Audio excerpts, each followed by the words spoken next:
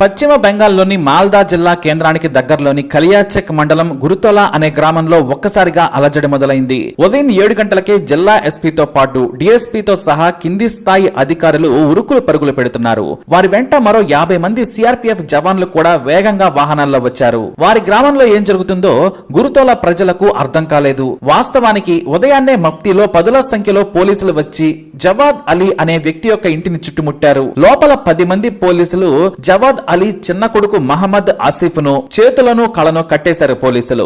బయటకు ఈ విషయం ఎవరికి తెలియదు. ఆ తరువాత ఎస్పీతో పాటు జవాద్ అలీ పెద్ద కొడుకు మహమ్మద్ ఆరిఫ్ పోలీస్ వ్యాన్ లో నుంచి దిగాడు. అతని మొహానికి నల్లటి ముసుగు తొడిగారు పోలీసులు. గ్రామ ప్రజల సమాచారంతో బెంగాల్ మీడియా మొత్తం గంటలో అక్కడికి చేరుకుంది. పోలీసులు మొదట ఏ విషయం కూడా ఎవరికి చెప్పలేదు. జిల్లా ఎస్పీ ఆధ్వర్యంలో ఒక బిల్డింగ్ లోకి ఎంటర్ అయ్యారు పోలీసులు. ఆ బిల్డింగ్ ను చూడగానే పోలీసులు షాక్ అయ్యారు. 70 అడుగుల ఎత్తులో ఆ బిల్డింగ్ ఉంది. ఒక్క కిటికీ కూడా లేదు. మొదటి అంతస్తు కట్టారు, కానీ మెట్లు లేవు.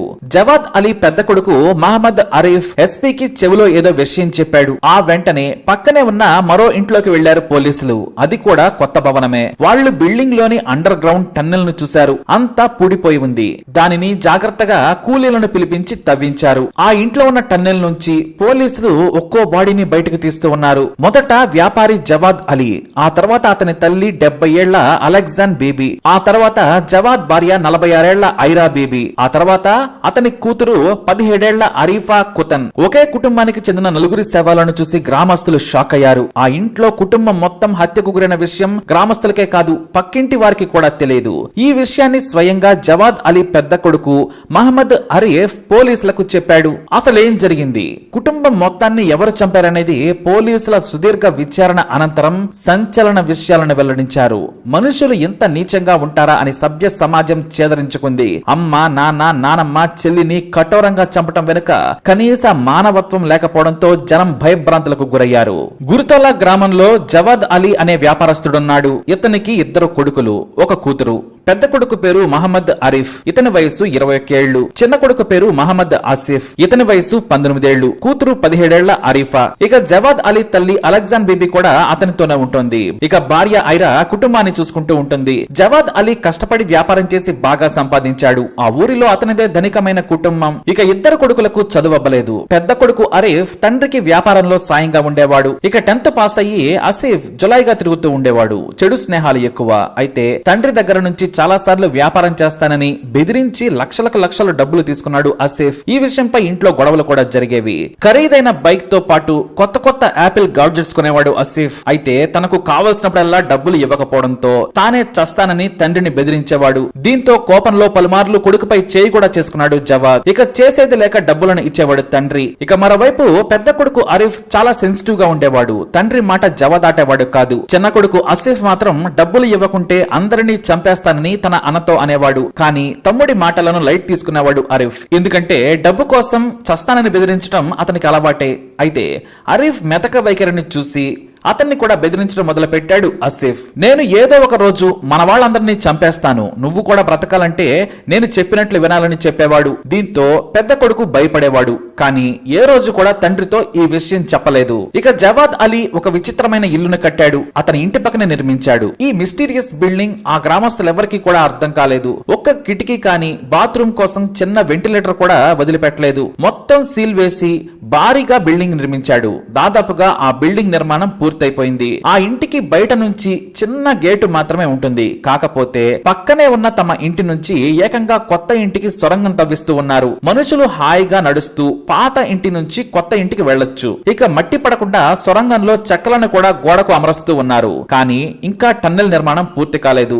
ఒకవైపు ఇంటి నిర్మాణం జరుగుతూనే ఉంది. అయితే తాను ఇంటి నుంచి వెళ్తానని, తనకు ఆస్తి రాసివ్వాలని తండ్రిపై ఒత్తిడి చేశాడు చిన్న కొడుకు ఆసిఫ్. అతని మాటలు విని తల్లిదండ్రులు షాక్ అయ్యేవారు. చెల్లెలి పెళ్లి కాలేదు, అన్నయ్య కూడా పెళ్లి చేసుకోలేదు, ఇంకా నీకు ఆస్తులు ఎందుకు అని కొడుకుని తిట్టేవారు. అతనికి పిచ్చి పట్టిందని భావించేవారు. ముందు ఏదైనా వ్యాపారం చేసి జీవితంలో సెటిల్ కావాలని తండ్రి చెప్పేవాడు. కానీ ఆసిఫ్ కు మాత్రం కావలసినంత డబ్బు, ఆస్తులు ఉన్నాయి. అవి మొత్తం తానే దక్కించుకుంటే ఇక హాయిగా నచ్చినట్లు బ్రతకొచ్చు అనుకున్నాడు చేస్తున్నాడు. ఫిబ్రవరి 28, 2021 ఆ ఇంట్లో చిన్న విందు జరుగుతుంది. అంటే ప్రతి ఆదివారం వాళ్ళ ఇంట్లో విందు కామన్. ఆ రోజు కూడా మటన్ బిర్యానీతో పాటు చికెన్ తో స్పెషల్స్ చేసుకున్నారు. కూల్ డ్రింక్స్ కూడా తెచ్చుకున్నారు. రాత్రి 9 గంటలకు అందరి భోజనం ముగిసింది. అయితే భోజనంలో మత్తుమందుని కలిపాడు మహమ్మద్ ఆసిఫ్. వారందరూ కూడా భోజనం చేయగానే నిద్ర వస్తుంది అని తమ గదుల్లోకి వెళ్లిపోవాలనుకున్నారు. కానీ నేను కొత్త ఐఫోన్ కొన్నాను, ఫోటో తీస్తాను, అది కూడా మన సీక్రెట్ టన్నెల్ లోకి రమ్మని చెప్పాడు. ఒక్కొక్కరిగా అందరినీ లోనికి పంపించాడు.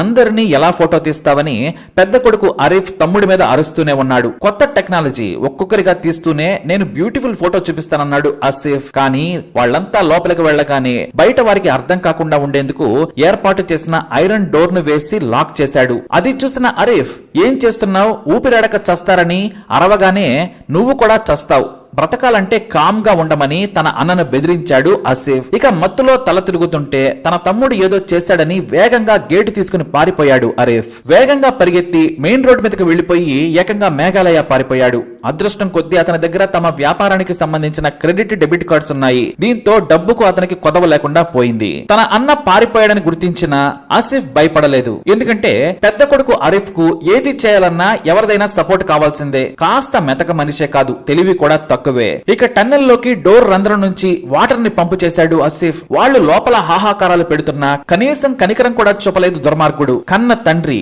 తల్లి, చెల్లెలు, నానమ్మ అందరూ ఏడుస్తూ డోరు తీయమని వేడుకున్నారు. గాలి ఆడక వెనక్కి వెళ్లడానికి దారి లేక గంట సేపు నరకం అనుభవించి చనిపోయారు. వాళ్ళు చనిపోయారని తెలియగానే ఆ డోర్ తీసేసి టన్నెల్ మొత్తం సిమెంట్ తో సీల్ వేసేశాడు. ఇక ఆ తర్వాత వాసన బయటకు రాకుండా ఉండేందుకు ఏర్పాట్లు చేసుకున్నాడు. ఇక మరోవైపు తమ్ముడికి భయపడి ఆరిఫ్ పారిపోయాడు. ఆ తర్వాత కొన్ని రోజులు గడిచిపోయాయి. అంటే దాదాపుగా 4 నెలలు వేరువేరు రాష్ట్రాలు తిరుగుతూ బతికాడు ఆరిఫ్. ఆ తర్వాత కొద్ది రోజులకి ఆసిఫ్ కు ఫోన్ చేశాడు ఆరిఫ్. అమ్మా నాన్నను చంపేశావా, బ్రతికించావా అని అడిగాడు. అందరూ చనిపోయారు, నువ్వు భయపడకు, మనం ఆస్తులు పంచుకుందాం, ఇంటికి రమ్మని కోరాడు. పోలీసులకు మాత్రం చెప్పొద్దు, చెబితే మాత్రం నిన్ను వెంటాడి చంపుతానని భయపెట్టాడు. అలా 4 నెలలు వేరువేరు ప్రాంతాల్లో తలదాచుకుంటూ ఆరిఫ్ కాలం వెళ్లదీశాడు. ఇక తన స్నేహితులు ఫోన్ చేసినా తాను వేరే పని మీద వచ్చానని చెప్పేవాడు. కానీ తమ్ముడు చేసిన ఘోరం మాత్రం ఎవ్వరికీ చెప్పలేదు భయపడి. ఎవరికి తెలిసినా సరే పోలీసులకు చెబుతారనే భయం ఆరిఫ్ ను వెంటాడింది. ఇక ఇంట్లో ఉన్న 5 లక్షల రూపాయలతో జల్సాలు చేయడం మొదలు పెట్టాడు ఆసిఫ్. పని మనుషులను కూడా ఇంట్లోకి రానివ్వలేదు. వారికి జీతాలు ఇచ్చేసి పంపించాడు.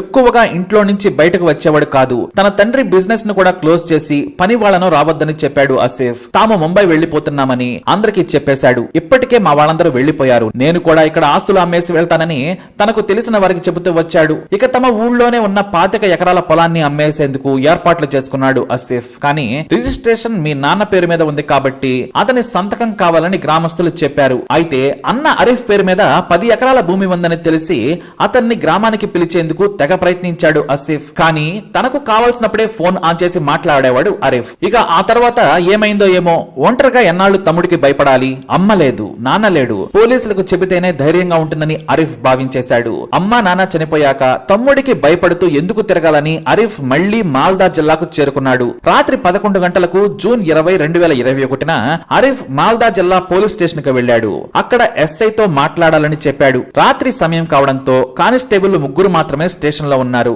ఓ విషయం చెప్పాలి అని వణుకుతూ కానిస్టేబుల్ ను కోరాడు ఆరిఫ్. పర్వాలేదు మాకు చెప్పు, పోలీస్ స్టేషన్ లో నీకేం భయం, మేమున్నాం కదా అన్నారు సదరు కానిస్టేబుల్. అతని భయాన్ని చూసి బయట నుంచి వేడిగా ఒక టీ తెప్పించి కూల్ గా అడిగారు. దీంతో తన తమ్ముడు తన కుటుంబం మొత్తాన్ని బ్రతికి ఉండగానే ఎలా చంపాడో చెప్పడంతో స్టేషన్ సిబ్బంది షాక్ అయ్యారు. ఇది నిజంగా చెబుతున్నావా, కట్టు కదా అని మళ్లీ అడిగారు. లేదు సార్, నేను నిజం చెబుతున్నాను, మా ఇంట్లోని సొరంగంలోకి ఫోటో కోసం పంపి బయట నుంచి డోర్ వేసి చంపాడని చెప్పాడు. దీంతో వెంటనే ఎస్ఐకి, ఆ తర్వాత జిల్లా ఎస్పీ అలోక్ రజోరియాకు చెప్పారు. ఇక వెంటనే మరుసటి రోజు ఉదయం 7 గంటలకు టీమ్ తో వెళ్లేందుకు సర్వం రెడీ చేశారు ఎస్పీ. అంతేకాదు భద్రత కోసం సిఆర్పిఎఫ్ జవాన్లను కూడా తీసుకెళ్లారు. అలా విషయం మొత్తం బయటపడింది. ఇక ఆ తర్వాత ఆసిఫ్ ను ఇంటరాగేట్ చేశారు. మొదట తుపాకీతో కాల్చి చంపాలని ఆసిఫ్ భావించాడట.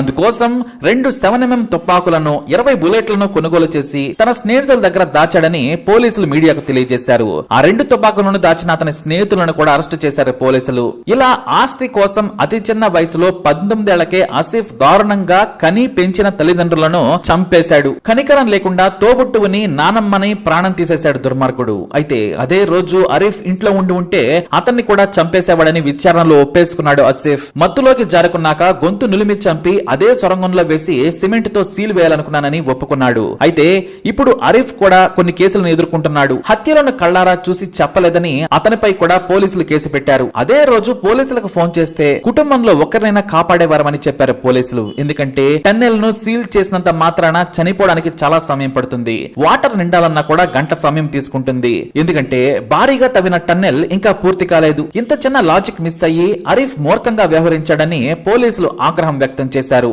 వాస్తవానికి ఆరిఫ్ మెతక వైఖరినే కాదు, కాస్త తెలివి తక్కువతనం కూడా గ్రహించి ఆసిఫ్ దుర్మార్గం చేశాడని పోలీసులు కామెంట్ చేశారు. అయితే అసలు టన్నెల్ ద్వారా కొత్త ఇంటికి ఎందుకు వెళ్లాలనుకునేది పోలీసులకు కూడా అర్థం కాలేదు. తామే సరదాగా ఏర్పాటు చేసుకున్నామని పోలీసులకు చెప్పారు. ఇక కిటికీలు కూడా లేకుండా మిస్టరీ బిల్డింగ్ ఎందుకు కట్టారంటే కూడా వారి నుంచి సరైన సమాధానం రాలేదు. కోట్ల ఆస్తి ఉన్నా ఇప్పుడు కుటుంబమే లేదు. కేవలం బెయిల్ మీద ఆరిఫ్ బయటకు వచ్చిన ఆ గ్రామంలో ఉండలేక బంధువుల దగ్గరకు వెళ్లిపోయాడు. ఇక ఆసిఫ్ కైతే బెయిల్ కూడా చిక్కడం లేదు. మాల్దా జిల్లా జైలులో ఉన్న ఆసిఫ్ బెయిల్ కోసం తెగ ప్రయత్నిస్తూనే ఉన్నాడు. అతడికి బెయిల్ ఇస్తే కథ మళ్ళీ మొదటికే వస్తుంది. మరి ఇలాంటి వాడికి ఎలాంటి శిక్ష పడాలి? మీ అభిప్రాయాన్ని కమెంట్ ద్వారా తెలియజేయండి. అలాగే ఇలాంటి ఇన్ఫర్మేషన్ కోసం వీడియోని లైక్ చేయండి, షేర్ చేయండి, మా ఛానల్ ని సబ్స్క్రైబ్ చేసుకోండి.